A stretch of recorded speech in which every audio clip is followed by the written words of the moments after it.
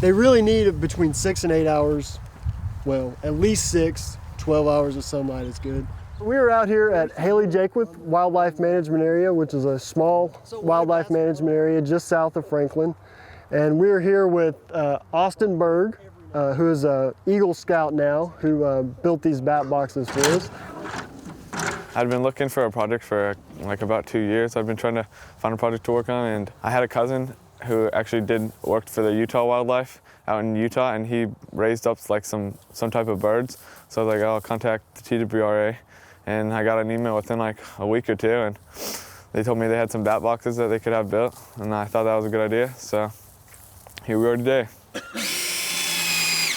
In nature, without humans, the bats that would use these bat boxes are bats that would typically use dead trees or occasionally live trees. And they would either get under the sloughing bark of a dead snag or in a crevice of a tree. So this particular style of bat box is called a single chamber bat box. And you can see that it's just one chamber.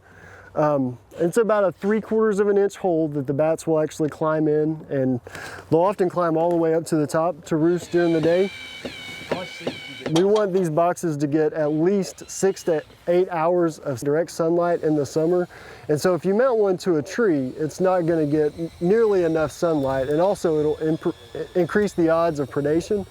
And so on a building like this, it'll help buffer extreme changes in temperature.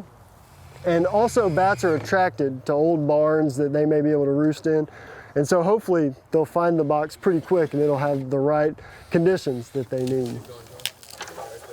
Back in 2009, white nose syndrome, which is a fungal disease that impacts cave roosting bats, was found in Tennessee, and it's decimated bat populations across the state. We've seen declines of up to 80–90% in some of our cave roosting species. And so putting up bat boxes, it helps with pests around your yard, but it also helps the bat in providing a long-term roost that will be there year after year, as opposed to a tree that only lasts a couple years. And so the bats can come back year after year and have a safe place to roost. Yeah, it feels good, especially just to get the project done, and that I know that like it'll have like a lasting impact, just because I mean scouting is a big part. You're in the environment a lot, so it's going to be cool just to be able to know that my project will benefit parts of the environment. Is we want to educate people about bats and how beneficial they are and how important they are to all of us. And oftentimes people dislike bats, and it's usually because they don't understand how important they are to us.